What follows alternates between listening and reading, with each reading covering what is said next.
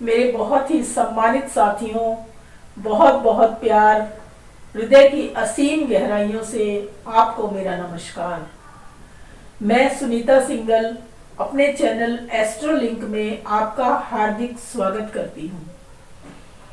दोस्तों, हम काफ़ी समय से मंगल पर चर्चा कर रहे हैं और मंगल पर हमने बहुत सारे वीडियो पहले बनाए हैं। अगर आपने हमारे वीडियो नहीं देखे हैं तो आप हमारे पिछले वीडियो देख सकते हैं।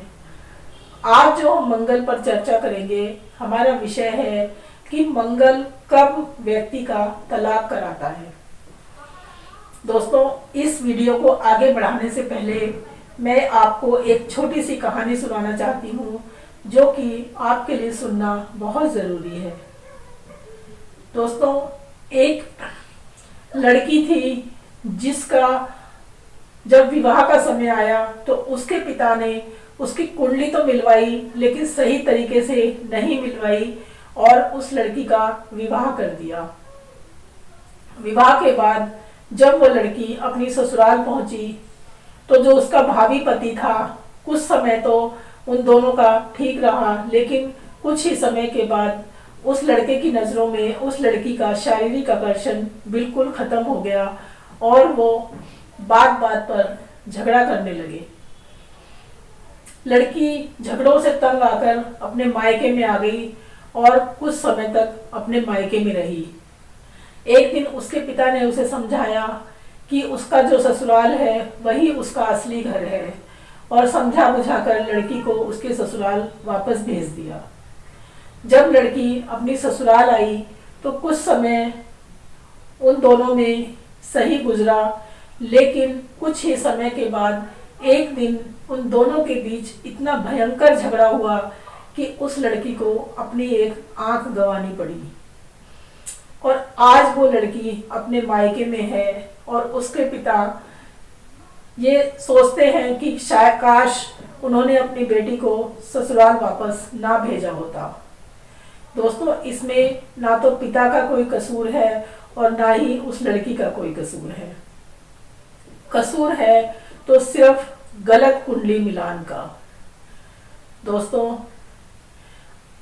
जब भी कोई व्यक्ति मंगली होता है तो उसकी कुंडली मिलाना बहुत ज़रूरी होता है और अगर हमारी कुंडली के अष्टम भाव में मंगल होता है तो उसका हमारे जीवन पर क्या प्रभाव पड़ता है, आज हम इसके बारे में जानेंगे। आप अपनी कुंडली निकाल लीजिए और जो स्थिति मैं आपको बताने जा रही हूँ एक बार उस पर दृष्टिपात कीजिए। दोस्तों, ये हमारी कुंडली है जो किसी भी नंबर से शुरू हो सकती है। ये जो हमारी कुंडली का 8वां भाव होता है दोस्तों, ये लगन भाव होता है और 1 2 3 4 5 6 7 और 8 ये हमारी कुंडली का 8वां भाव होता है। और अगर इस 8वें भाव में मंगल बैठ जाए तो व्यक्ति मांगलिक होता है, लेकिन मांगलिक होने से इतनी गलत स्थिति पैदा नहीं होती। लेकिन अगर यहाँ पर मंगल के साथ शुक्र और गुरु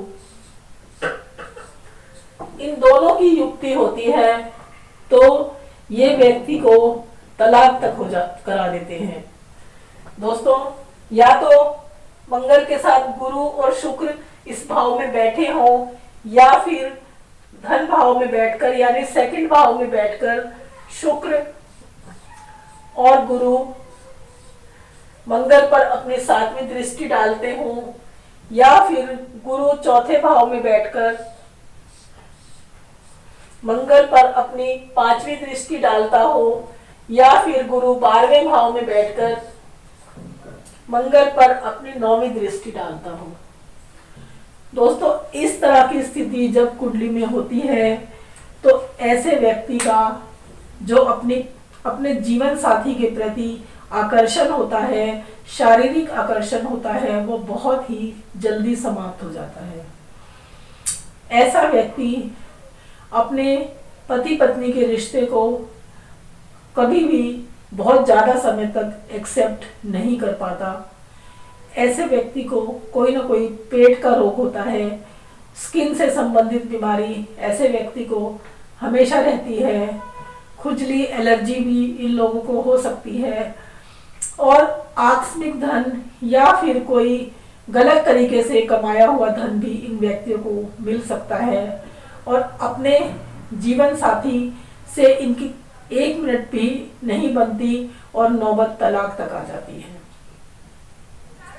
दोस्तों, अगर अष्टम में मंगल होता है और उसके साथ गुरु और शुक्र की युक्ति हो जाती है या कहीं से दृष्टि पड़ जाती है तो इस तरह की स्थिति पैदा हो जाती है। अगर आपकी कुंडली में इस तरह की कोई स्थिति है और आप विवाह करने जा रहे हैं तो मेरी आपसे यही विनती है कि आप अपनी कुंडली को किसी लायक ज्योतिषी से, किसी काबिल ज्योतिषी से मिलवाइए, वैदिक तरीके से अपनी कुंडली मिलान कीजिए और उसके बाद ही विवाह कीजिए। दोस्तों, इसका यही उपाय है कि आप अपनी कुंडली का मिलान अवश्य कीजिए। कुंडली मिलाए बिना विवाह ना कीजिए। अगर आप मांगलिक हैं, आप किसी भी तरीके से मांगलिक हैं, तो मंगल आपके जीवन में कोई ना कोई प्रभाव अवश्य डालेगा। इसलिए आप कभी भी ये गलती ना करें कि आप बस कहीं से भी रिश्ता पक्का हुआ और आपने बिना सोचे समझे विवाह कर लिया। नहीं दोस्तों, पहले आपको अच्छी तरह से उस लड़के या लड़की की अपने कुंडली से मिलान कराना चाहिए। अगर आपकी सारी चीज़ें आपस में मिल रही हैं तभी आपको विवाह करना चाहिए, वरना ऐसे विवाह को अवॉइड कर देना चाहिए। दोस्तों, जो दाम्पत्य जीवन होता है, पति पत्नी का जो रिश्ता होता है, वो एक बहुत ही नाजुक रिश्ता होता है। जब ये रिश्ता आपस में टूटता है तो कई जिंदगियां बर्बाद हो जाती हैं।